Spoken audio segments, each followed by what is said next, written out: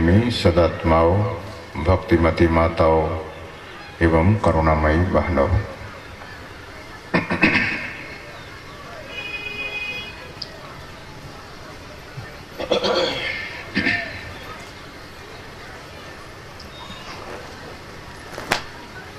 अभी हम आप लोग पाठ में सुन रहे थे, बड़े भाग मानस तन पावा, सुर दुर्लभ सब ग्रंथ ही गावा।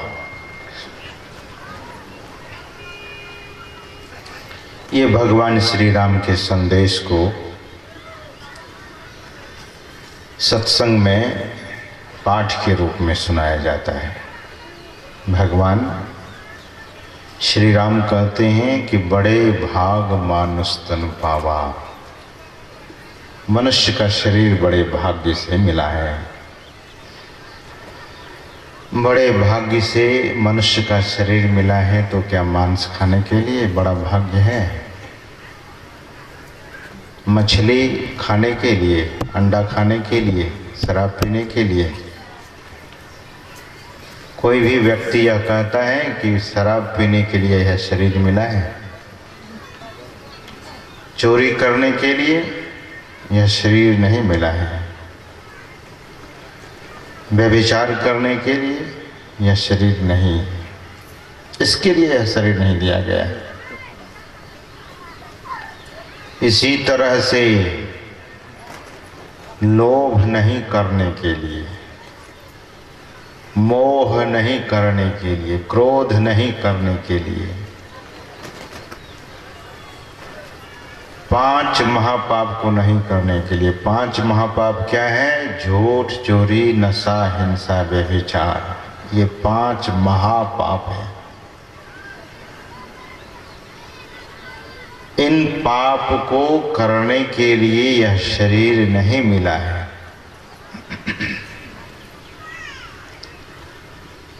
सरकार लोगों को नौकरी देती है। किसी विद्यार्थी को शिक्षक की नौकरी मिल गई और नौकरी मिलने के बाद वह विद्यालय नहीं जाता है, उनकी नौकरी रहेगी?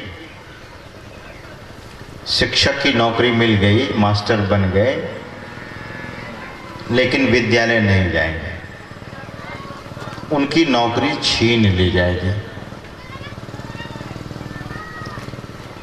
इसी तरह से डॉक्टर भी, सरकार डॉक्टर लोगों को डॉक्टर की नौकरी देते हैं कि आप मरीजों का इलाज करेंगे। वह डॉक्टर वेतन उठा ले और घर में सोए रहे, तो उसकी भी नौकरी सरकार छीन लेगी। इसी तरह से इंजीनियर की नौकरी सरकार देती है, अगर इंजीनियर काम नहीं करेगा तो सरकार उनकी नौकरी छीन लेगी। रेल में आप सफ़र करते होंगे, ट्रेन में। अगर ट्रेन में सफ़र करते हैं तो देखे होंगे कि ट्रेन के इंजन को चलाने वाला ड्राइवर होता है। ड्राइविंग की नौकरी सरकार ने दी है। अगर वह ड्राइवर अपने घर में बैठ जाए, ड्यूटी पर नहीं जाए, तो उनकी भी नौकरी छीन ली जाती है। सरकार ही नौकरी देती है और सरकार ही छीन लेती है। कब? जब आदमी ईमानदारी पूर्वक उस काम को नहीं करता है। उसी तरह से यह मनुष्य शरीर भगवान कहते हैं कि कबहुक करी करुणा नर देही। नर देह परमात्मा ने दिया है, लेकिन इस देह को अगर गलत कामों में लगा रखेंगे, निठल्ला बना देंगे या इस शरीर का दुरुपयोग करेंगे, तो भगवान कहते हैं कि यह शरीर भी छीन लिया जाएगा। और तब कहाँ कहाँ भरमेंगे इस संसार में। प्रवचन के समय में आप लोग पीछे से आते हैं, पीछे बैठा कीजिए, सामने नहीं आइए, प्रवचन के बाद आइएगा। जो लोग पीछे से आते हैं वे पीछे बैठे, लोगों का ध्यान न बटाएं।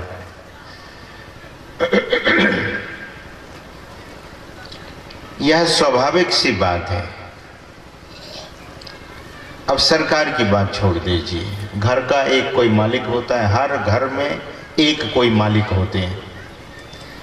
जितना घर दुनिया में आप देखते हैं उस घर का एक मालिक होता है। और घर का मालिक अगर पैसा दे अपने पुत्र को कि बेटा बाजार से चावल दाल सब्जी तेल मसाला खरीद कर ले आओ, भोजन बनेगा, और बेटा उसका गया और जुआ खेल करके सारा पैसा उधर गंवा बैठा, उनका पिता उनसे खुश होगा? उनके पिता उससे खुश होंगे? नहीं होंगे। इसी तरह से कोई माँ अपने बेटे को कहा कि बेटा हमारे लिए साड़ी ले आओ, हमारी साड़ी फट गई है। बेटा गया और देखा शराब की दुकान, बोतल खरीद करके पी लिया और वहीं उलट गया, तो वह माँ भी खुश नहीं होगी। परमात्मा हम आपको सुंदर शरीर दिया है और कहा है सुंदर सुंदर काम करने के लिए। परमात्मा कहते हैं कि अच्छे काम करेंगे तो आपके जीवन को हम सुखी बना देंगे। अगर गलत काम किया तो भगवान कहते हैं कि दुखों का पहाड़ उस व्यक्ति के सिर पर डाला जाता है। दुखी रहते हैं वे, कभी यह दुख कभी वह दुख, दुख से कभी छुटकारा ही नहीं मिलता। भगवान बुद्ध ने कहा कि अगर कोई बुरे विचारों से सोचता है और काम करता है, दुख उसके पीछे कैसे चलता है? भगवान बुद्ध ने कहा कि जैसे बैल गाड़ी के पीछे, बैल गाड़ी का पहिया बैल के पीछे पीछे चलता है। बैलगाड़ी तो सब लोग देखे हैं, बैलगाड़ी में बैल जब चलता है उसके पीछे पीछे पहिया भी चलता है। उसी तरह से जो व्यक्ति गलत कर्म करते हैं, भगवान बुद्ध कहते हैं कि दुख उसके पीछे पीछे चलता रहता है, जैसे बैलगाड़ी का पहिया बैल के पीछे पीछे चलता है। फिर भगवान बुद्ध कहते हैं कि अच्छे विचार के जो लोग होते हैं, अच्छे काम करते हैं, उसके जीवन में सुख वैसे ही रहता है जैसे शरीर की छाया शरीर का साथ नहीं छोड़ती है। शरीर की छाया हमेशा साथ रहती है। भगवान बुद्ध कहते हैं कि शुभ कर्म करने वाले को सुख ही सुख होता है। क्या शुभ है क्या अशुभ है, इसको विचार कीजिए। मांस खाना अशुभ है, मछली खाना अशुभ है, अंडा खाना अशुभ है, शराब पीना अशुभ है, जुआ खेलना अशुभ है, व्यभिचार करना अशुभ है, नशा खाना अशुभ है, इसी तरह से चोरी करनी अशुभ है। 5 तरह के जो महापाप हैं, इन पापों को करने वाला आदमी के जीवन में दुख ही दुख होता है। इसलिए संत लोग कहते हैं कि इन महापापों को छोड़ दीजिए, अपने जीवन को पवित्र कीजिए। अपने जीवन को पवित्र करने के लिए पवित्र कर्म करना पड़ेगा। पवित्र कर्म क्या है? गुरु महाराज ने कहा कि ईश्वर की भक्ति सबसे पवित्रतम कर्म है, परमात्मा की भक्ति। वही भगवान श्री राम कहते हैं कि साधन धाम मोक्ष कर द्वारा, पाई न जेहि परलोक संवारा। जो साधनों का घर है, मोक्ष का द्वार है, इसे पाकर जिसने इसकी संभाल नहीं की, तो भगवान कहते हैं कि सो परत्र दुख पावई, सिर धुनि धुनि पछताए, काल ही कर्म ही ईश्वर ही मिथ्या दोष लगाए। शरीर केवल यह देखने मात्र के लिए नहीं है, शरीर से शुभ काम करने के लिए। शरीर में कुछ ऐसी भी चीजें हैं जो मनुष्य को रोकता रहता है किधर? शुभ काम करने के लिए। क्या सब है वह? तो कहते हैं काम है, क्रोध है, लोभ है, मोह है, मद है, मात्सर्य है, ये 6 विकार है।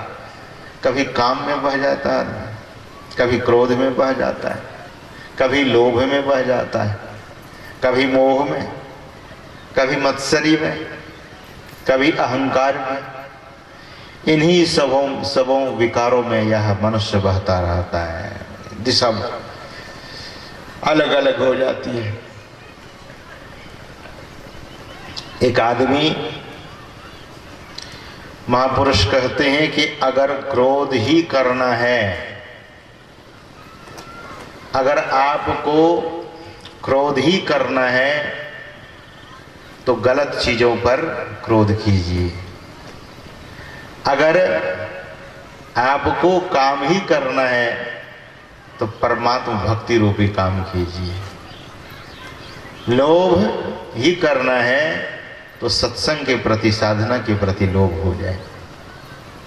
नहीं, या बाहर का लोभ, बाहर का काम, बाहर का क्रोध ये डुबा देता है मनुष्य को। हमने किसी साधु महापुरुषों से सुना था एक कथा कि एक व्यक्ति, देखिए यह संसार को सागर कहा गया है, और सागर हम आप देखे भी होंगे, बहुत लोग सागर देखे हैं, बहुत नहीं भी देखे होंगे। समुद्र, यहां से अमेरिका तक लोग व्यापार करने के लिए जाते रहे हैं, पहले भी जाते रहे हैं, जापान, ऑस्ट्रेलिया। तो एक सज्जन, एक सेठ आदमी का कारोबार बहुत बड़ा था, और कारोबार उनका भारत से सामान लेकर, माल लाद कर जहाज पर, पानी का जहाज, पानी में चलने वाला जो जहाज होता है उसको पानी वाला जहाज कहते हैं। उस जहाज पर माल लाद करके भारत से अमेरिका, भारत से ऑस्ट्रेलिया, भारत से थाईलैंड, इस तरह से वो ले जाता था। समुद्र में तूफान उठते रहता है। एक बार जोरों का तूफान उठा और वह सेठ बहुत हीरे मोती जवाहरात लाद करके आ रहा था भारत देश को, अपना देश आ रहा था। सो समुद्र में बहुत जोर का तूफान आया तो लगा कि अब जहाज ही बुड़ जाएगा, जहाज डूब जाएगा समुद्र में। अच्छा, जब विपत्ति आती है, जब कुछ ऐसी घड़ी जीवन में आती है तो लोग भगवान को जरूर बुलाते हैं। जब देखा कि जहाज डूब जाएगा और जहाज में जो इतने हीरे मोती जवाहरात लदे हुए हैं ये सब डूब जाएगा, ये तो डूबेगा ही, हम भी डूब जाएंगे। अगर हम डूब गए तब ये हीरे मोती किस काम का? तो वह सज्जन ने देखा, सेठ ने देखा कि जहाज समेत मैं भी डूब जाऊंगा, अब कौन बचा सकते हैं? कहते हैं कि मनुष्य को जब ऐसी आफत होती है तो वे भगवान को बुलाते हैं। वे भी सज्जन भगवान को, हनुमान जी को बुलाने लगे, पुकारने लगे, हे हनुमान जी, जरा मुझे इस आंधी तूफान से बचा दो। हे हनुमान जी, हे हनुमान जी, हे हनुमान जी, आंधी तूफान से बचा दो। बहुत हीरे मोती लदे हुए हैं महाराज, हमारा जीवन भी तो हीरे मोती से भी ज्यादा कीमती है, आपकी कृपा हो जाए। हे हनुमान जी, हमारा यह जहाज बच जाए डूबने से, बुड़ने से। अगर जहाज अगर बच जाएगा तो हम 500 किलो यानी 5 क्विंटल बूंदी चढ़ा देंगे आपके मंदिर में। संकल्प कर लिया 500 किलो, 5 क्विंटल। तो ऐसा जब संकल्प किया उसने तो धीरे धीरे आंधी तूफान शांत हो गया। जहाज किनारे धीरे धीरे आया। किनारे जब लगा और सेठ जब उस जहाज पर से उतर गया तो सेठ सोचने लगा कि मेरा मन बड़ा कमजोर है, तूफान तो शांत होता ही, जहाज मेरा किनारा लगता ही, बेकार का 500 किलो, 500 किलो बेकार कबूल लिया। बड़ा मैं मूर्ख आदमी था। अच्छा, लेकिन हनुमान जी को क्या 500 किलो बूंदी चाहिए, मिठाई चाहिए? विचार करने लगा अपने आप मन में सेठ, वो तो खाते भी नहीं है। तो ऐसा करते हैं कि 500 किलो नहीं, 5 किलो ही चढ़ा देते। कहाँ 5 क्विंटल, कहाँ 5 किलो। जब ऐसा सोचते सोचते घर आया तो घर में सोचने लगा कि 5 किलो में भी तो पैसा बहुत लग जाएगा, तो 5 किलो नहीं, अब 1 किलो ही चढ़ा देंगे। पत्नी से कहा तो पत्नी भी वैसे ही निकली, एक पर एक दोनों देना। पति भी कंजूस थे तो पत्नी भी महाकंजूस थी। पत्नी से जब विचार रखा कि ऐसे ऐसे बोले 5 किलो क्या हनुमान जी खाते थोड़ी हैं, अरे 1 किलो चढ़ा दीजिए, 100 ग्राम भी बहुत हो जाता है। तो उनकी बहुरानी थी, अब वो और कंजूस निकली। बहुरानी जब सुनती तो बोले कि पिताजी पीछे आप लोग बैठिए, बाद में चढ़ा लीजिएगा। तो बोलिए श्री सद्गुरु महाराज की जय। कहते हैं एक स्वयं सेवक इधर खड़े रहिए, किसी माताओं को नहीं आने दीजिए। तो उनकी बहुरानी ने कहा कि पिताजी, जो उनकी पुतोहू थी, उधर हमारे हरिद्वार तरफ बहुरानी कहते हैं, इधर पुतोहू कहते हैं। तो पुतोहू ने कहा कि पिताजी बूंदी क्यों चढ़ाएंगे, हनुमान जी को नारियल ही चढ़ा दीजिए, नारियल तो और कम पैसे में होगा। तो सेठ ने कहा कि बहुरानी हमारी बहुत बुद्धिमती है, बढ़िया सलाह दिया है, चलो नारियल ही चढ़ा देते हैं। तो 5 रुपये जेब में लेकर गए नारियल खरीदने के लिए बाजार में। सेठ तो बहुत बड़े थे, उनका बड़ा नाम था। दुकानदार के तरफ जब बढ़े तो सब दुकानदार हाथ जोड़ने लगे, सेठ जी नमस्कार, सेठ जी नमस्कार। अरे बड़ा सेठ आए हैं, बड़ा सौदा करेगा। तो सेठ जी से पूछा, अरे बैठो मत आए, ये सब भक्तिन सब ऐसी आई हैं। बोलिए श्री सद्गुरु महाराज की जय, श्री सद्गुरु महाराज की जय, श्री सद्गुरु महाराज की जय। प्रातः स्मरणीय अनंत श्री विभूषित परमाराध्य परम पूज्य पाद संत सद्गुरु महाराज के परम पावन युगल पद्म पदों में सदा सदा सादर पदवंदन। मंच पर विराजमान मुद मंगलमय साधु समाज, सत्संग में समुपस्थित परम सम्माननीय सत्संग प्रेमी सदात्माओं, भक्तिमती माताओं एवं करुणामयी बहनों,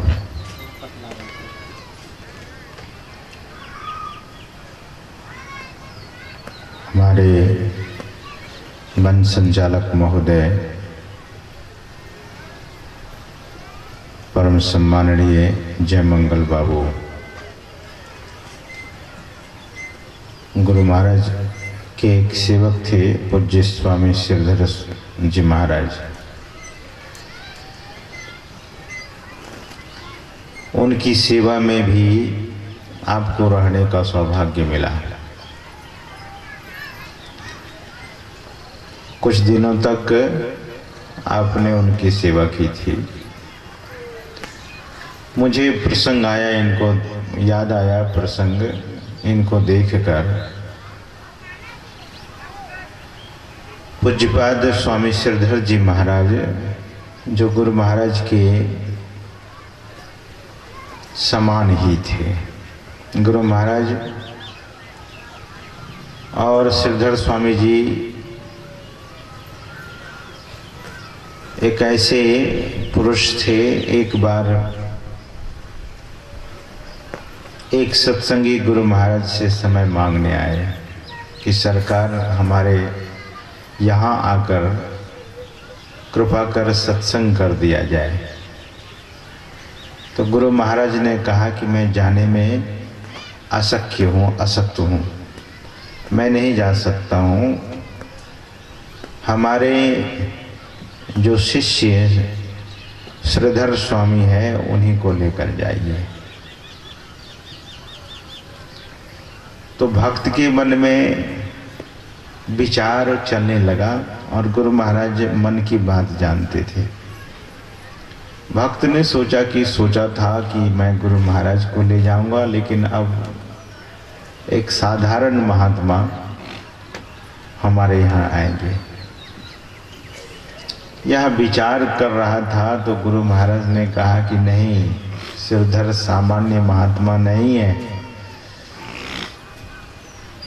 जो मैं हूँ वह श्रीधर है और जो श्रीधर है सो मैं हूँ। किसी भक्त ने कहा कि मैं ही सब कहे, श्रीधर कहे न कोई, जो कोई श्रीधर कहे सो में ही प्रिय होए। तो ऐसे श्रीधर स्वामी जी महाराज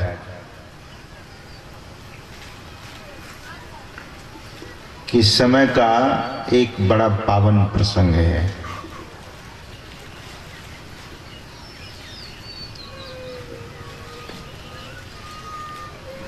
श्रीधर स्वामी जी महाराज धारारा आश्रम में रहते थे और अभी भवानीपुर राजधाम में सत्संग करने दिसंबर में हम आए थे। तो वहाँ एक सज्जन हमारे पास आए, प्रणाम करके उनकी आंखों में आंसू डबडबा गया। मैंने पूछा कि क्यों आप करुण भाव में चले गए? उन्होंने कहा कि आपको देख करके मेरा मन बड़ा भाव विभोर हो गया महाराज। मैं भी साधु बनना चाह रहा था, लेकिन साधु नहीं बन पाया। तो हमने उनको पूछा कि आप दीक्षा कब लिए? तो उन्होंने कहा कि दीक्षा मैं गुरु महाराज से ही लिया। अच्छा, जो लोग गुरु महाराज से दीक्षा लिए हुए हैं तो मुझे रहती है जिज्ञासा, क्योंकि गुरु महाराज दीक्षा बहुत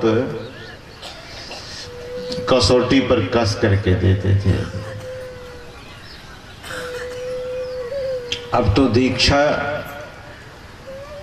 आसान हो गई है, लेकिन पहले दीक्षा बहुत कठिनता से प्राप्त होती थी। संत मत का सिद्धांत उनको याद होना चाहिए था जो दीक्षा लेते थे। तो बच्चे को ले जाइए, बच्चे को दे आइए। तो कहते हैं कि दीक्षा उन्हीं को दी जाती थी जिनको सिद्धांत याद होता था। उनसे हमने पूछा कि आप दीक्षा कैसे लिए? तो उन्होंने कहा कि मेरे गांव में कुछ लोग गुरु महाराज से दीक्षा लिए हुए थे और ध्यान करने के लिए बैठते थे तो मुंह पर चादर ओढ़कर, चादर से पूरी तरह से शरीर को ढककर बैठते थे। और मैं जब देखता था तो बड़ा आश्चर्य होता था कि ये क्या करते हैं, चादर को ओढ़ करके बैठे हुए, मुंह ढक करके बैठे हैं।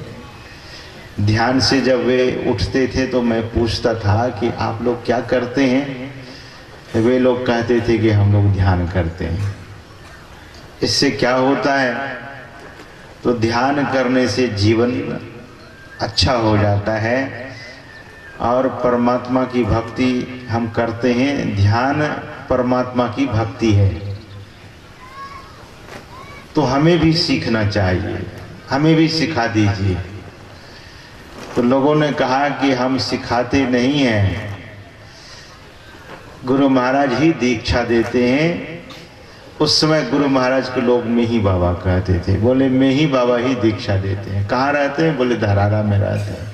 उस समय गुरु महाराज धरारा में जमीन के नीचे गुफा बनवाकर, गुफा खुदवाकर और जमीन के नीचे रहा करते थे। कभी कभी सत्संग प्रचार में भी जाया करते थे।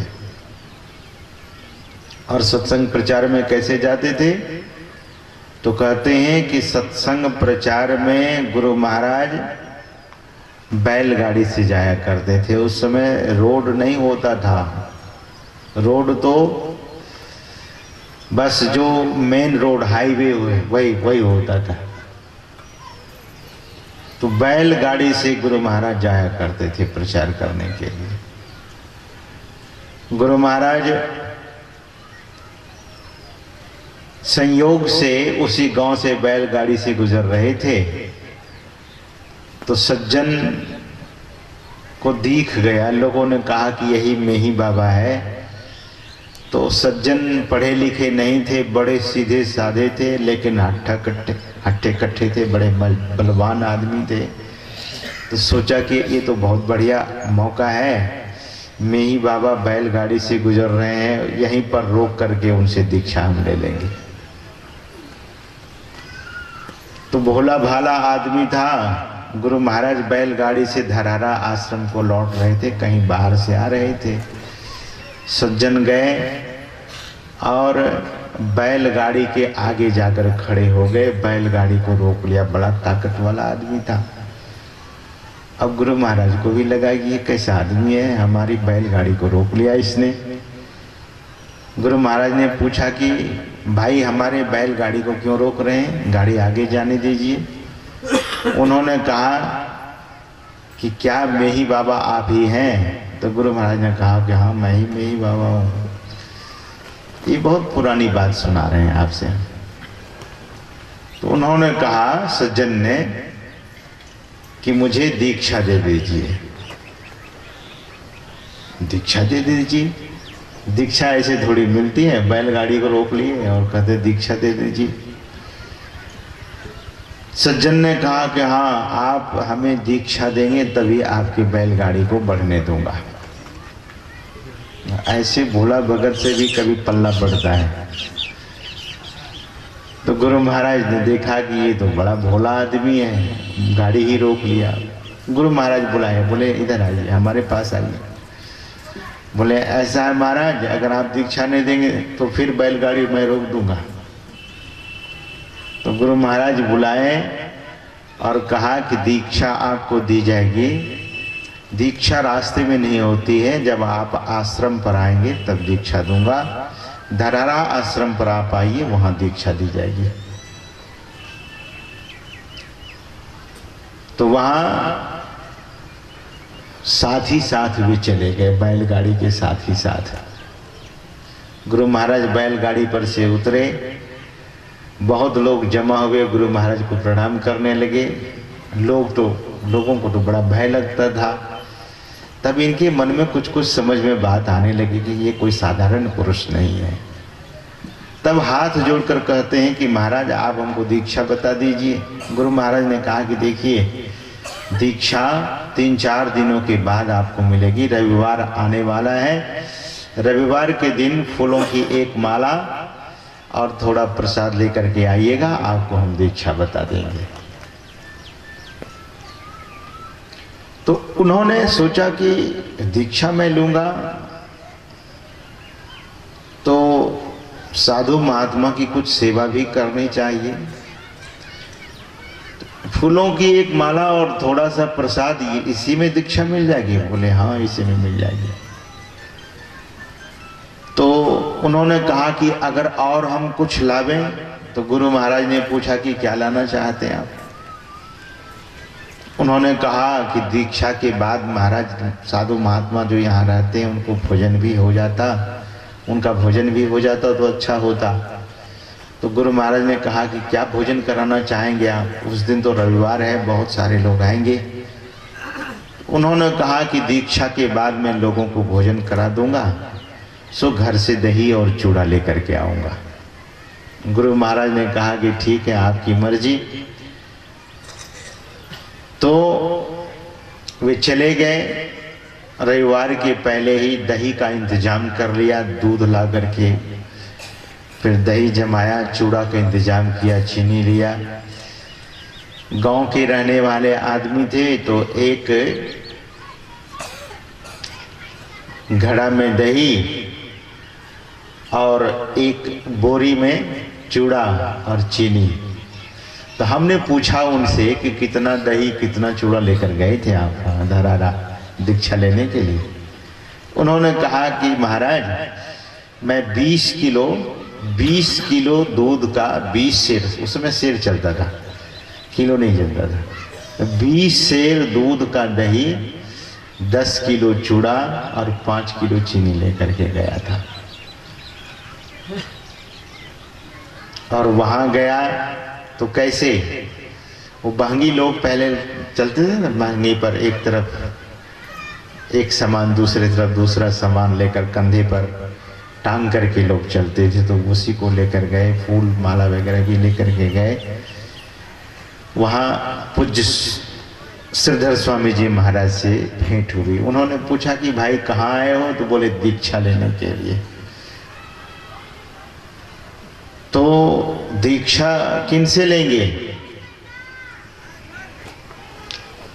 गुरु महाराज तो ध्यान करने के लिए गुफा में चले गए हैं, दीक्षा किनसे? बोले वही बुलाए हमको, दीक्षा इधर ही ले लीजिए आप।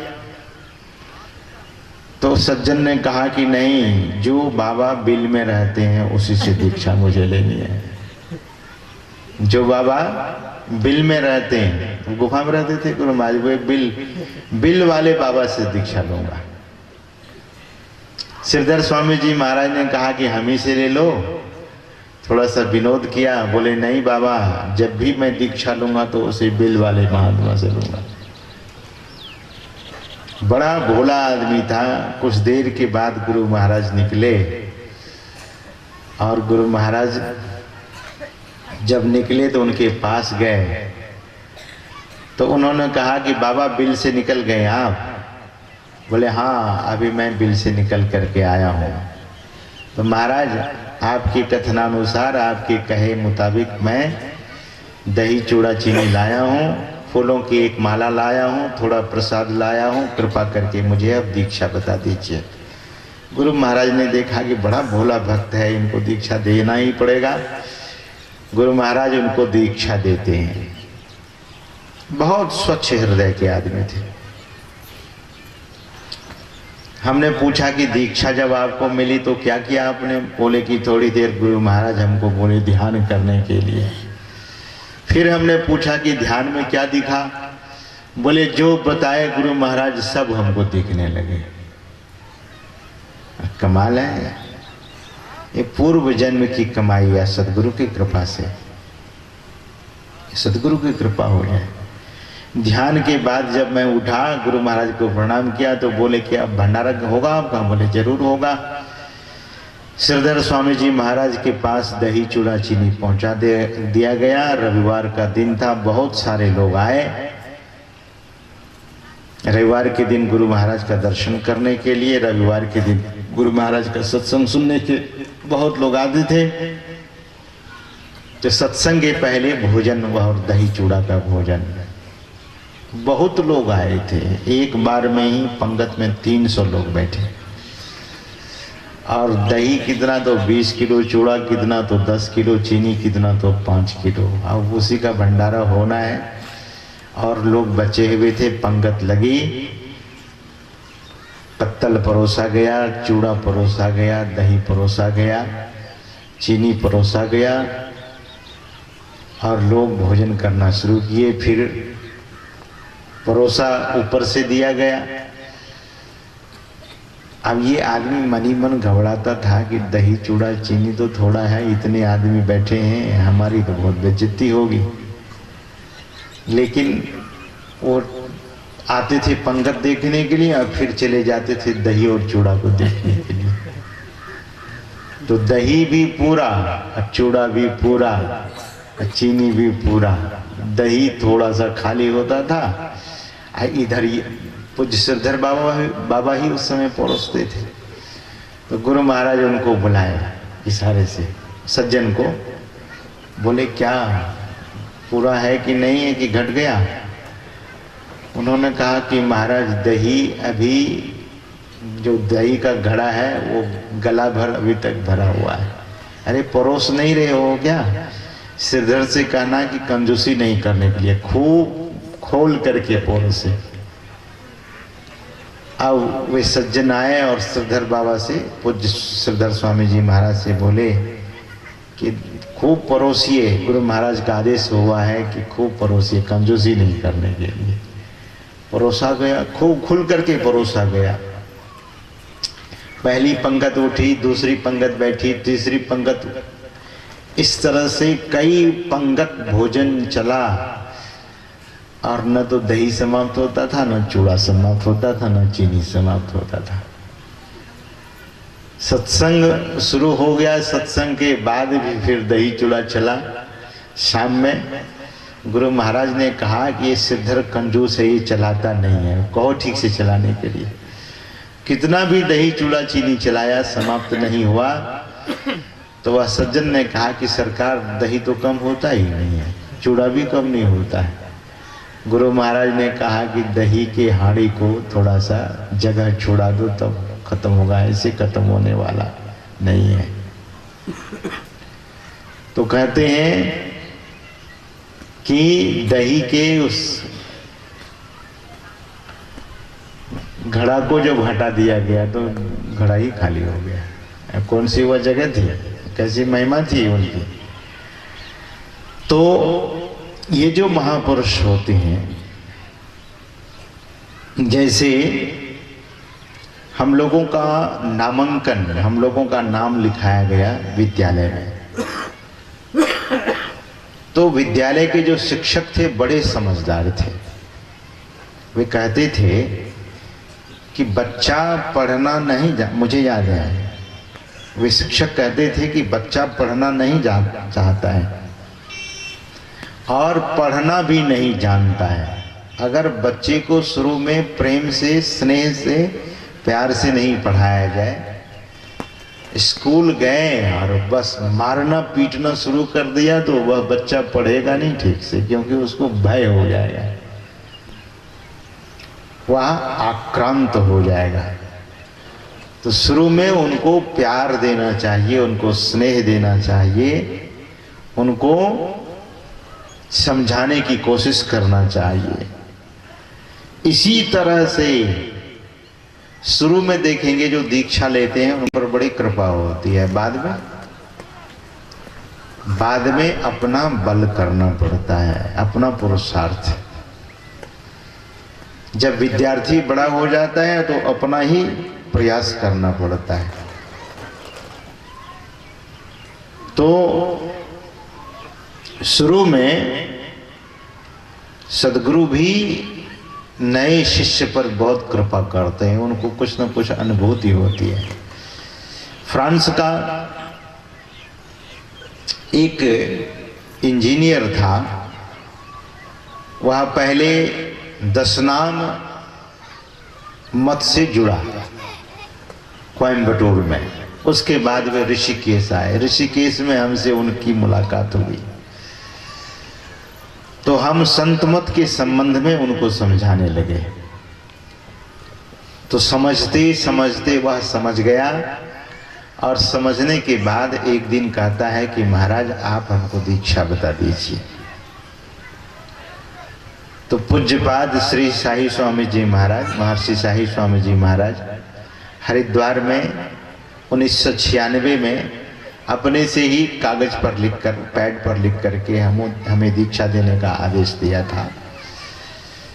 तो पहली दीक्षा समस्तीपुर के एक ब्राह्मण थे जो ऋषिकेश में रहते थे उनको, और दूसरी दीक्षा फ्रांस के एक इंजीनियर थे जो संत मत को समझा तो दीक्षा की मांग की थी, उनको हमने दीक्षा दिया।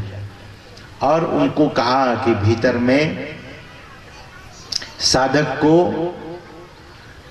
गुरुमूर्ति का दर्शन होता है, अंदर में साधक को बिंदु दिखाई देता है, 5 रंग दिखाई देता है, बिजली चमकती है, भीतर में प्रकाश दिखता है, भीतर में तारा दिखता है, भीतर में चंद्रमा दिखता है, भीतर में सूर्य दिखता है। इतना ही नहीं, ब्रह्मा का लोक, विष्णु का लोक, रुद्रलोक, शिवलोक, महलोक, जनलोक, तपलोक, सत्यलोक, लोक लोकांतरों का दर्शन होता है। तो बड़ा हैरान हुआ ये सब दिखता है महाराज। हमने कहा कि हाँ, संतवानी प्रमाण है और साधक लोग जो साधना करते हैं उनको यह सब दिखता है। गुरु महाराज के वचन में है, खोज करो अंतर उजियारी, दृष्टिवान कोई देखा है। गुरु भेदी का चरण सेव कर, भेद भक्त पा लेता है। निस्दिन सुरत अधर पर कर कर, अंधकार फट जाता है। जो नित्य अपना सुरत, अपना ख्याल अधर पर रखता है, उसके भीतर से अंधकार का नाश हो जाता है, अंधकार फट जाता है। अंधकार फट जाता है। पीली नीली लाल सफेदी स्याही सन्मुख आता है। छट छट छट छट बिजली छटके, भोर का तार दिखाता है। चंदा उगत उदय हो रवि हो, धूर शब्द मिल जाता है। गुरु सदगुरु के चरण अधीनन, अगम भेद यह पाता है। ये गुरु महाराज की अनुभव सिद्ध वाणी है। इसी तरह से कई वाणी है। भाई योग हृदय वृत्त केंद्र बिंदु, जो चमचम चमके ना। नजर जोड़ी तकी धसे ताही में, धुनि सुनी पावे ना। सुरत शब्द की करे कमाई, निज घर जावे ना। निज घर में निज प्रभु को पावे, अति हुलसावे ना। मैं ही अस गुरु संत युक्त यम त्रास मिटावे ना। सुरत संहारो अधर चढ़ाओ, झिलमिल जोत जगाओ रे। तारा झलके दामिनी दमके, दीपक ज्योति उगाओ रे। और कहते हैं, चांदनी चंद सूर परेखो, आत्म अनुभव पाओ रे। अब 5 3 मन न्यारा होके, सत्य शब्द मिल जाओ रे। गुरु महाराज के वचन में ये सारी बातें आई हैं। इस तरह से अनेकों वाणी में अंतर साधना की चर्चा भरपूर रूप से किया गया। तो उस इंजीनियर को हमने कहा कि ये सब भीतर में दिखता है, तो वह उनको दीक्षा लेने की बात जब मन में आई और दीक्षा लिया, और दीक्षा लेने के बाद साधना किया, तो फ्रांस से उसने एक चिट्ठी लिखी हमें कि आपने जैसा जैसा कहा था वैसा ही वैसा मुझे हो रहा है। और फिर यह भी लिखा कि मैं दीक्षा इसलिए नहीं लिया था कि बहुत मुझे श्रद्धा हो गई थी, लेकिन मुझे यह बात भीतर में हुई कि क्या ऐसा होता भी है। लेकिन महाराज, आज गुरु महाराज की बड़ी महती कृपा हुई। आपका सानिध्य प्राप्त करने के बाद मुझे यह लाभ मिला है। मैं केवल ब्रह्म के बारे में सुनता था, शास्त्र को पढ़ता था, लेकिन आज मुझे अनुभूति हो रही है। जैसे वैज्ञानिक लोग कहते हैं कि ऑक्सीजन को और हाइड्रोजन को मिलाने के बाद पानी बनता है, तो ऑक्सीजन और हाइड्रोजन दोनों को मिलाने के बाद पानी बनता है, यह बात बिल्कुल सत्य है। उसी तरह से हम आप अपने दोनों दृष्टि की धारों को एक करना अगर जानते हैं, तो दृष्टि की दोनों धार जैसे ही जिस समय मिलेगी, जिस दिन मिलेगी, जिस क्षण में मिलेगी, उसी क्षण भीतर में प्रकाश हो जाता है। यह संतों का अनुभव सिद्ध वाणी है। तो आज जो हम आप लोग पाठ में सुन रहे थे, गुरु हरि चरण में प्रीत हो युग काल क्या करे। युग और काल, युग का भी प्रभाव नहीं। लोग कहते हैं कलयुग है महाराज, कैसे करेंगे, समय साल काल बड़ा खराब हो गया, अब ध्यान क्या करेंगे। देखते हैं सत्संग में अगर बैठते हैं तो सत्संग को आनंद मन से सुनिए। अगर आप अच्छी तरह से सुनेंगे, जिस आदमी बीमार जो पड़ता है, बोलिए श्री सद्गुरु, ध्यान से सुनिए। कुछ लोग बात में लग जाते हैं, बात तो जीवन भर आपका है, जीवन भर बात करते रहिएगा, थोड़ी देर सुन लीजिए। कहते हैं डॉक्टर के पास रोगी जाता है, वह डॉक्टर कैसे बना है, सुना। किसकी सुना, बोले डॉक्टरों की सुना तो वह डॉक्टर बना है। कोई पैसे वाले इंजीनियर के पास जाता है और कहता है कि मैं मकान बढ़िया बनाना चाहता हूँ, नक्शा बना दीजिए, तो आखिर वह इंजीनियर कैसे बना है, किसी दूसरे इंजीनियरों की बातों को सुनकर इंजीनियर बना है। हम अगर उस परमात्मा के धाम में जाना चाहते हैं तो संतों की वाणी को सुनिए। संत महापुरुषों की वाणी को आप सुनेंगे और श्रद्धा से सुनेंगे तो भगवान कृष्ण कहते हैं कि श्रद्धावान लभते ज्ञानम, श्रद्धावान को ज्ञान हो जाता है। जिनको श्रद्धा नहीं है, अगर श्रद्धा नहीं है और बिना श्रद्धा से सुनते हैं तो वह बात सिर के ऊपर से निकलेगी। बात तो आप तक जा रही है, शब्द जा सिर के ऊपर से, वो भीतर ही नहीं जाती। इसलिए महापुरुष कहते हैं कि श्रद्धा से सत्संग को सुनना चाहिए। और अभी हम आप लोग सुन रहे थे कि युग काल क्या करे, लेकिन किसके लिए, कछवी की दृष्टि हो, जंजाल क्या करे। वही गुरु नानक देव जी महाराज कहते हैं कि एक दृष्टि करि समसरि जाने, जोगी कहिए सोई। लेकिन यह कैसे होगा, बोले सदगुरु भेंटे ता सहसा टूटे, धावत बरज रहा, ये दौड़ना छूट जाएगा। ये जो जन्म मरण के चक्र में पड़े हुए हैं, यह चक्र छूट जाएगा। महापुरुष कहते हैं कि यह चक्र तभी छूटेगा जब श्रद्धा होगी, गुरु की शरण में हम आप जाएंगे। ये युग काल की बात हम आप सुन रहे थे। अभी हमारे श्रद्धेय स्वामी शिवानंद जी महाराज आपको समर्थ रामदास जी महाराज के संस्मरण को सुना रहे थे कि शाप दिया ज्योतिषी ने, कपाली था, वह कपाल क्रिया करता था, तो काल के मुंह से भी छुड़ा लिया। कौन, कहते हैं सदगुरु। गुरु महाराज ने कहा कि माघ भूखा बाघ काल के मुख पड़ो है बावरे, होश कर चेतो सवेरे, बचो ध्यान के दावरे, काल मुख से निबुकी भागो, ध्यान के बल भाई रे, ऐसो अवसर खोई हो तो रोई हो पछताई रे। आप गुरु महाराज का एक संस्मरण सुने होंगे। इसी जलालगढ़ के थे लक्ष्मीचंद रुंगटा जी, जलालगढ़ पूर्णिया। उनके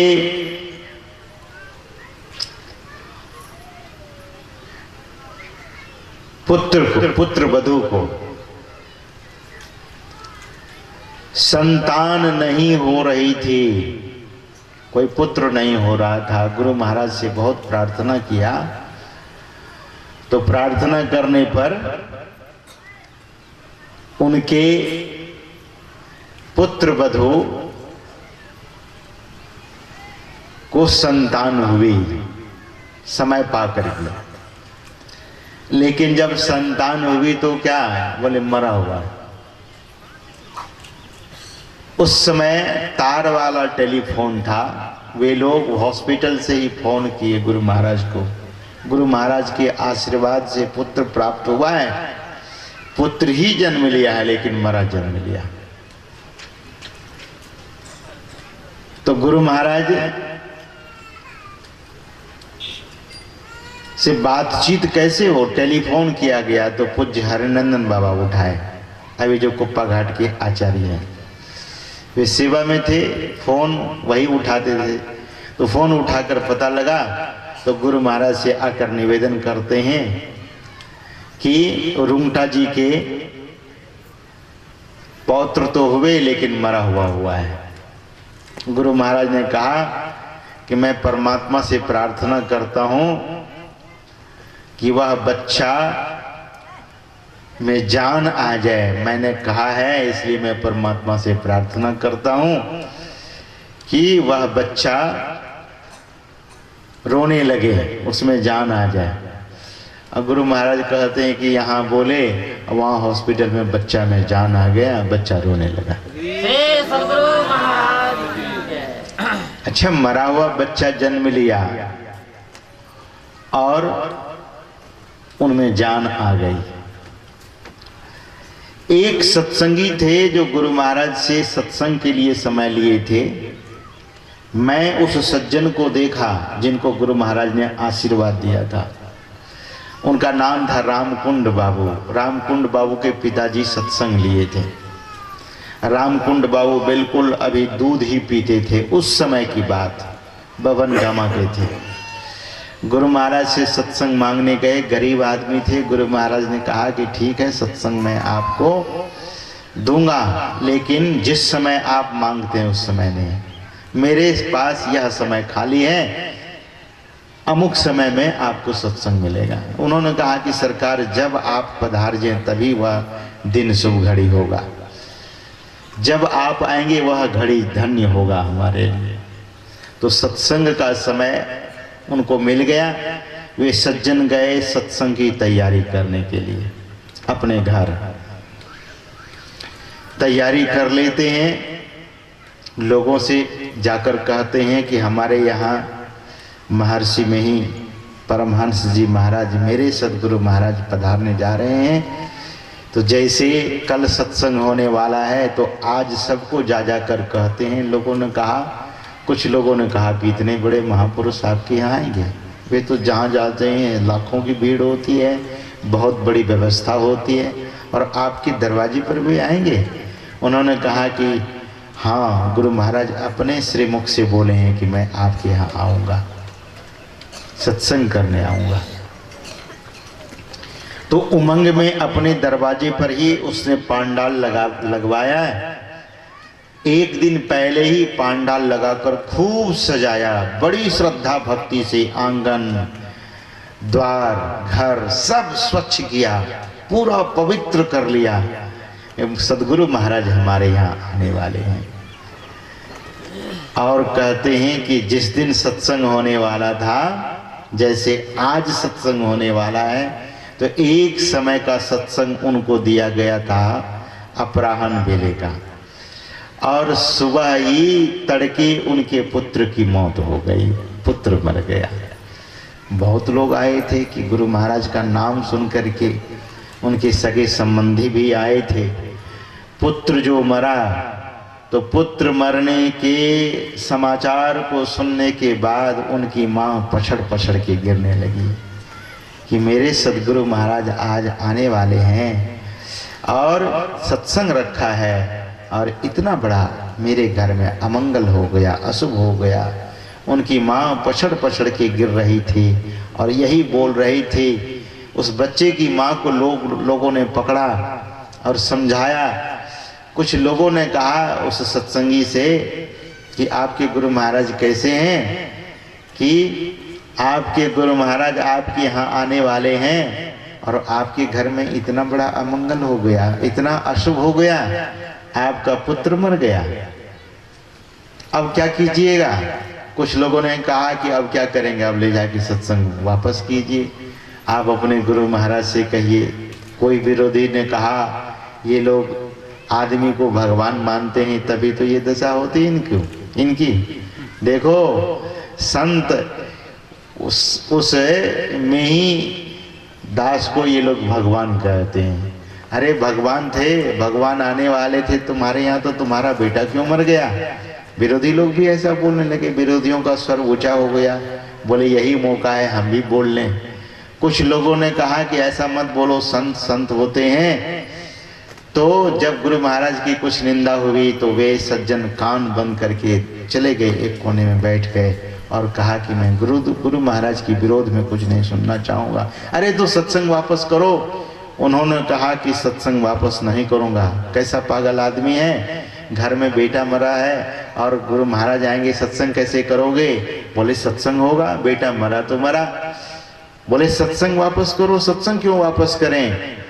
मेरे जीवन से मेरा बेटा चला गया दुनिया से, लेकिन जीवन से सत्संग नहीं जाने दूंगा। ध्यान से सुनिएगा। उन्होंने कहा कि मेरा बेटा मेरे जीवन से चला गया और अपने जीवन से सत्संग को नहीं जाने दूंगा। बोले क्या करोगे तब?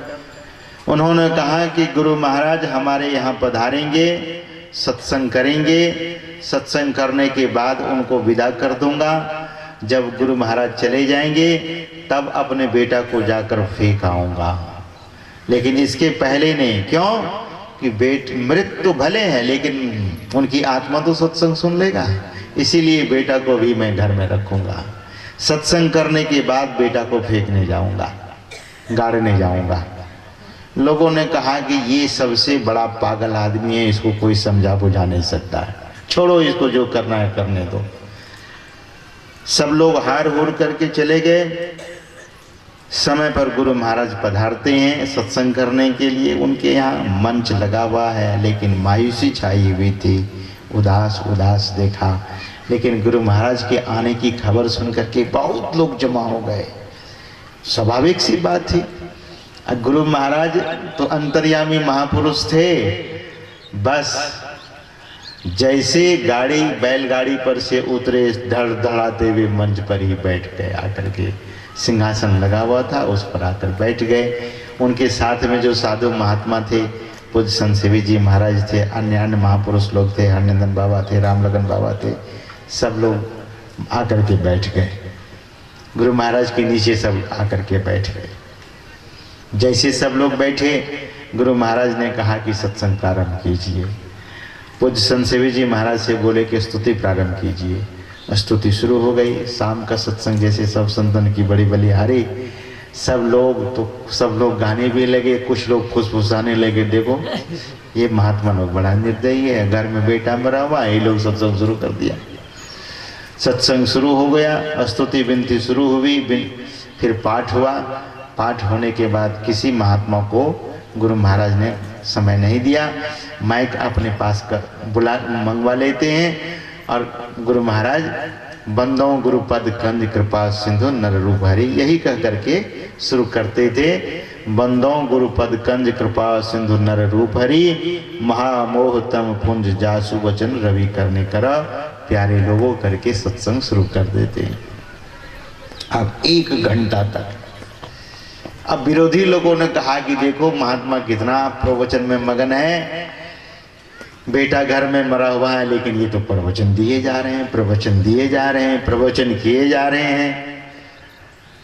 गुरु महाराज प्रवचन करने के बाद फिर माइक पूज्य संत सेवी जी महाराज के पास देते हैं। पूज्यपाद महर्षि संत सेवी जी महाराज आरती करने लगे। आरती संग सतगुरु के कीजय, अंतर जोत होत लख लीजय। आरती होने लगी। दमकत कड़क कड़क गुरु धामा, उल्टी अलल तुलसी तन तीजे। ये पहली आरती यहाँ पूरी हो गई। और दूसरी आरती क्या है? आरती तन मंदिर में की जाए।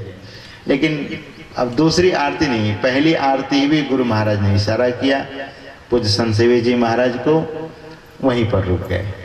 बस आरती हो गई, पहली आरती। तब गुरु महाराज बिल्कुल नजर उठा करके देखने लगे सबकी तरफ। सन्नाटा। आरती तो पूरी हो गई, अब क्या होगा? सामने ही गृहपति बैठे हुए थे, गुरु महाराज के सामने बहुत श्रद्धा से सत्संग सुन रहे थे। गुरु महाराज ने गृहपति से कहा कि खड़े होइए। उठकर खड़े हो गए हाथ जोड़ करके। गुरु महाराज ने कहा कि आपको सत्संग कराने का मन नहीं था तो सत्संग क्यों कराएं? तो उन्होंने कहा नहीं सरकार, ऐसी बात नहीं है, सत्संग कराने का मन था, मुझे सत्संग कराने की पूरी श्रद्धा है सरकार, मेरी श्रद्धा में कहीं कोई कमी नहीं है। तो गुरु महाराज ने कहा कि तब आप उदास क्यों बैठे हुए सत्संग में? सत्संग में बैठे तो थे लेकिन उदास बैठे हुए थे। आप तो ऐसे उदास बैठे हैं जैसे किसी का बेटा मर गया हो, वैसे उदास हो गया बैठे। तब सत्संगी लोगों ने कहा कि हाँ सरकार, इनका सचमुच में ही बेटा सवेरे ही मर गया है। गुरु महाराज ने कहा कि अरे आपका बेटा मर गया? तो वे उनकी आंखों से आंसू गिरने लगे। जो सत्संगी थे, गृहपति थे, जिनका बेटा मरा, गुरु महाराज जब जाने अब ऐसे पूछने लगे तो उनके आंखों से आंसू की झड़ी लग गई। उनको रोते देख करके बहुत लोग भी रोने लगे। गुरु महाराज ने कहा कि शांत होइए, एक फूल उठा लेते हैं हाथ में और कहते हैं कि चलिए आपका बेटा कहाँ मरा हुआ है जरा मैं देखता हूँ, मैं भी देखना चाहूँगा आपके बेटा को। गए गुरु महाराज खड़ाऊँ पहन करके आंगन। जब आंगन में गए, जिस घर में वह बच्चा मरा हुआ था और एक चादर उड़ा दिया गया था, गुरु महाराज वहाँ जाकर खड़ाऊँ पे ही चुकमुक करके बैठे और उस बच्चे को गौर से देखे। उनकी माँ बगल में बैठ कर रो रही थी, बहुत रो रही थी। और जब गुरु महाराज गए तो और रोने लगी कि गुरु महाराज आए हैं मेरे पुत्र को देखने के लिए। अब सब लोग भी, कुछ सत्संगी लोग, कुछ विरोधी लोगों ने कहा अरे क्या होगा, फूल लिए हाथ में ले जाकर फूल चढ़ा देंगे, आप बच्चे वाले को संतावना दे देंगे कि चलिए होता ही है, आना जाना सबका लगा रहता है, आपका भी बेटा मर गया, यही बोलेंगे। लेकिन गुरु महाराज उस फूल को ले जाकर बच्चे के मस्तक पर रख देते हैं और उनकी उस बच्चे की माँ घूंघट काढ़ करके रो रही थी। तो गुरु महाराज ने पूछा कि इनकी माँ किधर गई? तो उनकी माँ को लाया गया। उनके माँ से गुरु महाराज कहते हैं कि इस बच्चे को उठाइए और दूध पिलाइए। तो उनकी माँ ने कहा, बच्चे की माँ ने, हे गुरु महाराज यह बच्चा सवेरे मर गया है, अब तो शाम रात्रि होने जा रही है, यह बच्चा मर चुका है, अब यह दूध कैसे पिएगा? लोगों ने कहा कि गुरु महाराज कहते हैं तो इसको उठाइए आप। गुरु महाराज की तो बात मानिए। उस बच्चे की माँ अपने उस बच्चे को उठाती है और रोती है और बच्चे को उठाकर अपने सीने में लगाती है। जैसे सीने में वह माँ अपने बच्चे को लगाती है, वह बच्चा अपनी माँ का दूध पीने लग गया। उस बच्चे की माँ पहले तो दुख के आंसू गिर रहे थे, अब खुशी के आंसू गिरने लगे।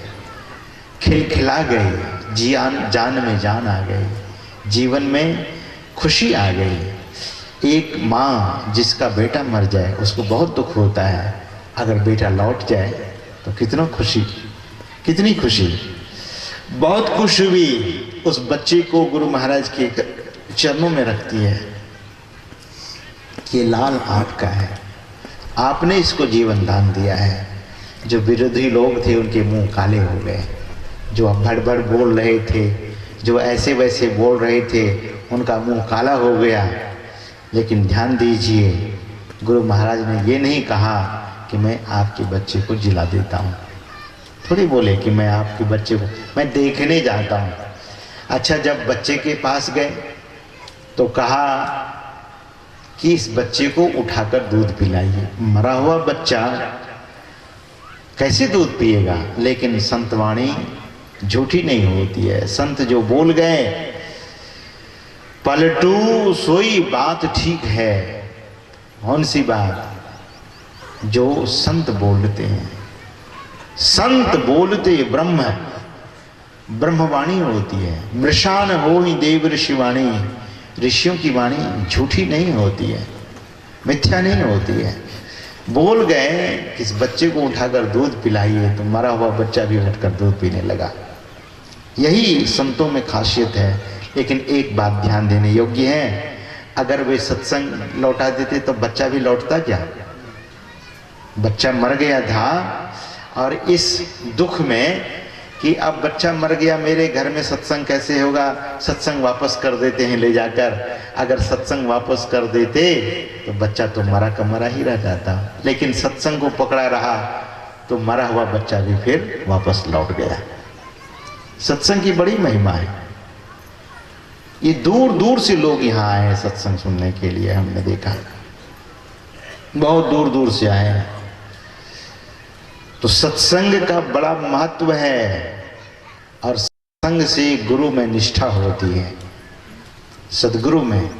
लेकिन यह भी सुन रहे थे कि गुरु कैसे होने चाहिए।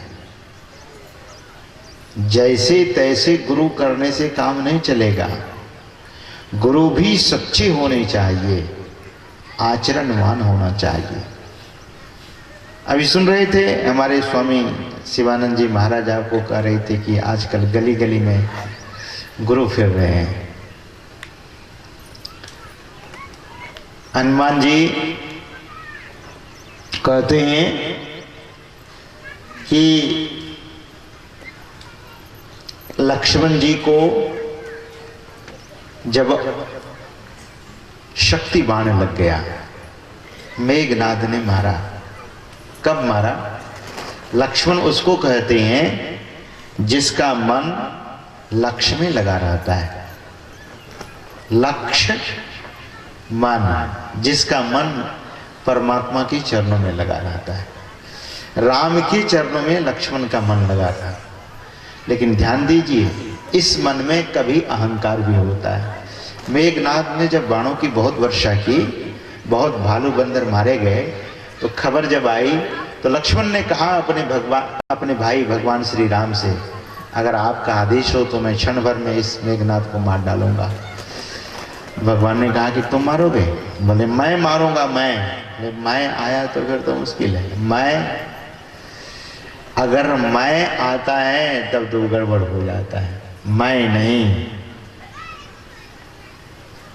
नहीं होना चाहिए। मैं अहंकार है। लक्ष्मण जी गए, लेकिन मेघनाद ने उनको शक्ति बाण मार दिया, बेहोश हो गए। दरअसल में साधक का भी मन ऐसे ही होता है, प्रभु में गुरु चरणों में लगा है, लेकिन अहंकार, जब अहंकार होगा तो ये मेघनाद क्या है? कहते हैं कि मेघनाद वह भी काम ही है, क्योंकि काम का पुत्र काम, रावण काम है, मेघनाद भी काम है। तो कहते हैं कि अभिमानी को काम ही मार देता है। तो शक्ति बाण लगा लक्ष्मण को।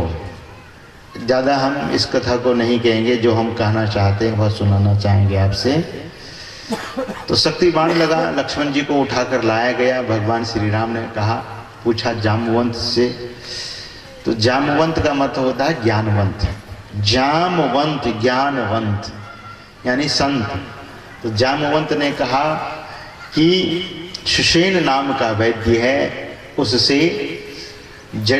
से उपचार होगा। सुषेण का मतलब यह मन जब बेहोश होता है तो गुरु युक्ति से इस मन को होश में लाया जाता है। सुषेण यानी सुंदर भेद। गुरु भेद से ही इस जगत के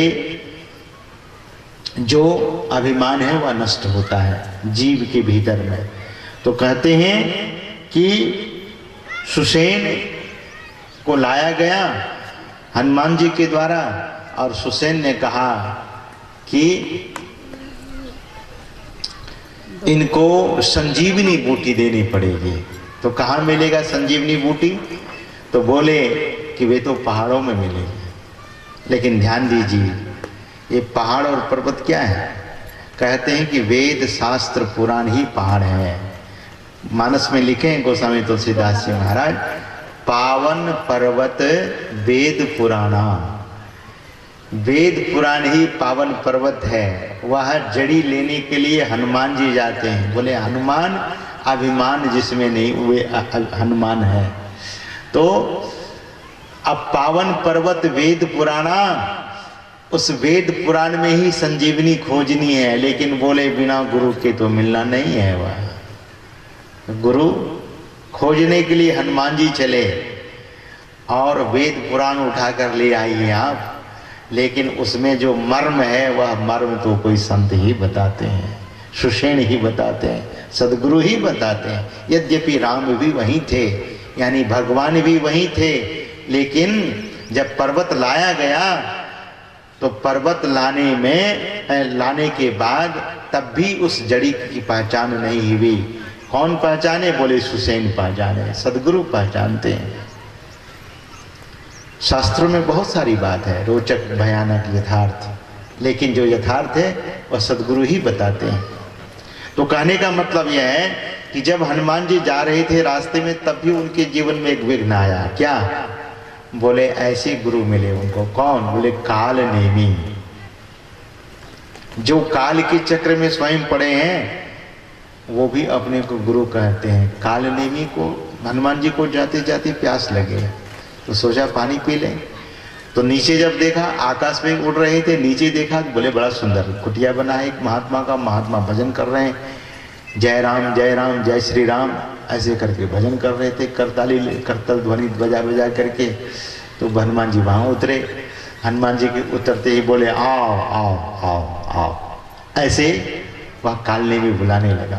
कालनेमी का अर्थ होता है क्या? काल मतलब तो सब जानते हैं, नेमी का अर्थ होता है चक्र, काल का चक्र, वही है कालनेमी। तो कालनेमी ने कहा आओ। कालनेमी बुलाया।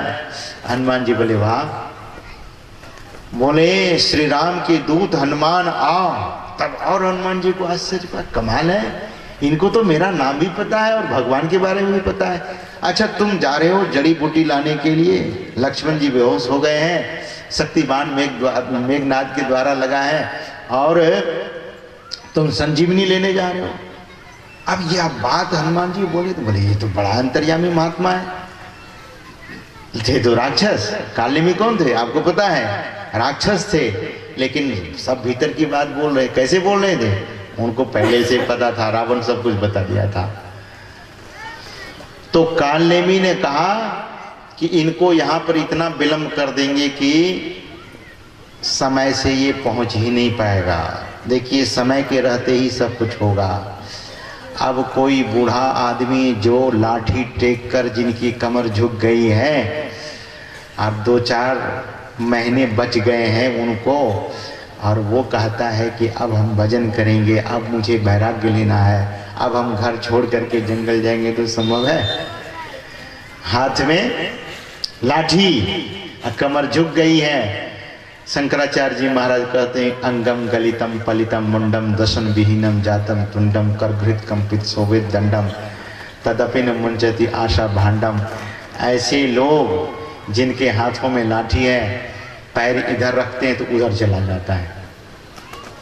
आपने देखा होगा जो बहुत वृद्ध हो चुके, अब पैर उनके ललखड़ाते हैं, लाठी थर थर कांपता, हाथ भी कांप रहा, मुंह भी कांप रहा है, पैर भी जिसके कांप रहे हैं। तो समय रहते तो कुछ किया नहीं, अब कहते हैं कि हमको सन्यासी बनना है, अब घर द्वार छोड़ करके चला जाना। कहाँ? बोले बद्रीधाम। ऐसे लोग जा सकेंगे? मुश्किल है बद्रीधाम जाना, क्योंकि रास्ते में वे रह जाएंगे। रास्ते क्या होगा ही नहीं उनसे। समय रहते संजीवनी, समय रहते बोले सूर्योदय के पहले संजीवनी लाना। सुसेन ने कहा सूर्योदय के पहले। सूर्योदय के पहले का मतलब क्या है? समय के रहते ही काम कर लेना चाहिए, नहीं तो पछताना पड़ेगा। मन पछताइए अवसर बीते। गोस्वामी तुलसीदास जी महाराज कहते हैं कि पश्चाताप करना पड़ेगा। तो कालनेमी ने सोचा कि इनको यहीं विलंब कर देंगे, दीक्षा देने में विलंब कर देंगे। तो ये सारी बात राम कथा जब वे सुनाने लगे तो हनुमान जी सुनने लगे, लेकिन हनुमान जी ने कहा कि मुझे प्यास लगी है। बोले पीछे सरोवर है, आप उसमें जाकर अपनी प्यास बुझा लीजिए और साथ साथ आप स्नान भी कर लीजिएगा। हनुमान जी ने पूछा क्यों, स्नान क्यों करें? तो कालनेमी ने कहा कि हम आपको गुरु दीक्षा दे देंगे। तो बड़ा आश्चर्य हुआ हनुमान जी को, अभी तो कोई इस तरह की बात नहीं है, ये दीक्षा देना चाहता। फिर हनुमान जी के भी मन में हो गया कि चलो दीक्षा ले लेते हैं। महात्मा चे गए नहाने के लिए, कहा सरोवर में। सरोवर में मगरमच्छ था, मगरमच्छ भी काल रूप ही है। काल के पास जाने के बाद काल कई तरह से मनुष्य को पछाड़ता है। तो हनुमान जी के पैर पकड़ लिया वह मगरमच्छ। हनुमान जी ने जोर से झटका एक मुष्टि का लगाया कि मगरमच्छ का शरीर छूट गया। वह तो एक अप्सरा थी, मगरी कहते हैं, अप्सरा के शरीर में आया। अप्सरा हाथ जोड़ करके हनुमान जी के सामने खड़ी हुई और कहती है कि आपने मेरा उद्धार किया, और ये कोई महात्मा नहीं, ये तो रावण का दूत कालनेमी राक्षस है। आपको विलम्ब करने के लिए सारी रचना रचा है, आप तुरंत शीघ्र यहाँ से पधार जाइए। हनुमान जी ने देखा, बड़ा सुंदर। कहने का मतलब क्या कि वह मगरी वासना हर साधक के पैर को पकड़ती है और विषय रूपी सरोवर में डुबाना चाहती है। लेकिन संत क्या करते हैं, बोले वासना पर लात मारते हैं। तो जब वासना पर लात मारते हैं तो वही वासना उपासना हो जाती है, और कहते हैं कि वही उपासना फिर साधक को सहयोग करती है। उपासना से साधक उन्नति की ओर जाते हैं। हनुमान जी को यह ज्ञात हुआ। हनुमान जी आए कालनेमी के पास। कालनेमी से कहा कि भाई आप क्या दीक्षा देना चाहते? बोले आओ जल्दी बैठो, दीक्षा दे दूं आपको। हनुमान जी ने कहा कि दीक्षा नहीं, हमारे यहाँ तो परंपरा ये है कि पहले दीक्षा नहीं, पहले दक्षिणा दी जाती है, तो पहले आप दक्षिणा ले लीजिए। कालनेमी ने कहा कि दक्षिणा? बोले हाँ, पहले हम दक्षिणा देंगे तब आप दीक्षा दीजिएगा। तो हनुमान जी अपने पूंछ से उनके सिर को लपेटा, उठाकर एक पटकन मारा, तो मरते मरते वह राक्षस के रूप में आ गया। तो राक्षस था। तो कहने का मतलब यह है कि काल का चक्र साधक के साथ चलता है, लेकिन अगर गुरु चरणों में प्रीत हो, गुरु हरि चरण में प्रीत हो, युग काल क्या करे। गुरु महाराज कहते हैं कि प्रेम तो हनुमान जी का परमात्मा के चरणों में था, अब गुरु वचनों को पूरा करना था, इसीलिए उनकी जीत हुई। हर आदमी की जीत होगी अगर गुरु हरि चरण में प्रीत हो, प्रेम हो। यही महापुरुष कहते हैं। फिर हनुमान जी गए और जड़ी बूटी लेकर आए। उस शिष्य ने संजीवनी बैग उस जड़ी की पहचान की और लक्ष्मण जी को दिया गया, तो फिर होश आ गया। होश कर चेतो सवेरे बचो ध्यान के गावरे। होश करो, बेहोश है इस जगत में लोग। इसलिए महापुरुष कहते हैं कि अपने जीवन को अगर सजाना है, संवारना है, अपने जीवन को सफल करना है, तो हम आपको क्या करना होगा, तो गुरु युक्ति सीख कर ईश्वर की भक्ति करेंगे। लेकिन जैसे तैसे गुरु नहीं। इसलिए सहजोबाई कहती हैं कि गुरुवा तो बहुत तक फिरे ज्ञान ध्यान सुधी नाही, तार सके न एक को गहे बहुत की बाही। इसी तरह से संत कबीर साहब कहते हैं कि झूठे गुरु के पक्ष को तजत न कीजिए बार, द्वार न पावे शब्द का भटके बारंबार। फिर कबीर साहब ही कहते हैं, कबीर साहब के शिष्य गरीबदास जी महाराज कहते हैं, अंधे गुंगे गुरु घने लंगड़े लोभी लाख, असाहिब से परिचय नहीं काप बनावे साख। गुरु तो बहुत होते हैं दुनिया में, लेकिन संत सदगुरु होना चाहिए। सच्चे संत सदगुरु से युक्ति जब हम आप सीखते हैं तो परमात्मा की ओर चलते हैं, और ऐसे सच्चे महापुरुष से सदयुक्ति सीख करके परमात्मा की भक्ति करने से मनुष्य का जीवन सफल होता है। और वह युक्ति सरल होना चाहिए। गुरु महाराज ने कहा कि योग हृदय में वासना तन वास है तो क्या, सत सरल युक्ति पासना और पास है तो क्या। भीतर के खजाने से अनजान रहा है आदमी। कौन? जिनको गुरु युक्ति नहीं मिली है। नानक देव जी महाराज के वचन में सुन रहे थे, नानक जीवत या मरी रहिए, ऐसा जोग कमाइए, सिंगी बाजे बाजे ही बाजो, तो निर्भय पद पाइए, निर्भय पद, तब भय समाप्त हो जाएगा। निर्भय पद क्या है? बोले परमात्मा का परम पद ही निर्भय पद है। लेकिन भीतर में क्या वो बजता है? बोले एक बाजा बजता है। हम अभी सुन रहे थे, अभी पाठ भी कर रहे थे, भजो ओम ओम प्रभु नाम यही, भजो ओम ओम में ही नाम यही। गुरु महाराज कहते हैं कि ओम ही प्रभु का नाम है। ओम ओम प्रभु नाम यही, ओम। लेकिन ओम तो बहुत लोग बोलते हैं, लेकिन उनको ज्ञान क्यों नहीं होता है? दरअसल में जिस दिन वह ओम भीतर में सुनाई देगा, जिस दिन भीतर में ओम सुनाई देगा, तो अखंड समाधि लगने लगेगी। भीतर में ओम हो रहा है, लेकिन उस ओम के सुनने के पहले नादानुसंधान की क्रिया की जाती है, और नादानुसंधान की क्रिया के पहले दृष्टि योग, दृष्टि योग के पहले मानस ध्यान, मानस ध्यान के पहले मानस जप। जो मानस जप करेंगे उनको मानस ध्यान होगा, जिससे मानस ध्यान होगा उससे दृष्टि योग होगा, जिससे दृष्टि योग होगा उससे नादानुसंधान होगा। और चारों प्रकार की क्रिया करनी चाहिए। 10-20 साल अगर हो गए, 30 साल हो गए, तो नादानुसंधान की क्रिया भी सीख करके भजन करना चाहिए, क्योंकि सभी क्रिया को जानने से ही जीवन की परिपूर्णता होगी। क्रिया सीख करके करनी चाहिए। और नादानुसंधान की जो क्रिया लोग करते हैं, तो ये चरणदास जी महाराज कहते हैं कि अनहद सम बाजा नहीं, उस अनहद के समान कोई बाजा नहीं है। और एक स्थल पर वे कहते हैं कि चरणदास जी महाराज करते अनहद ध्यान का ब्रह्म रूप हो जाए। जो अनहद ध्यान करते हैं वे ईश्वर के समान हो जाते हैं, यानी सूरत सभ्यो। चरणदास यूं कहत है बाधा सब मिट जाए, उसके जीवन से सारे विघ्न बाधा समाप्त हो जाता है।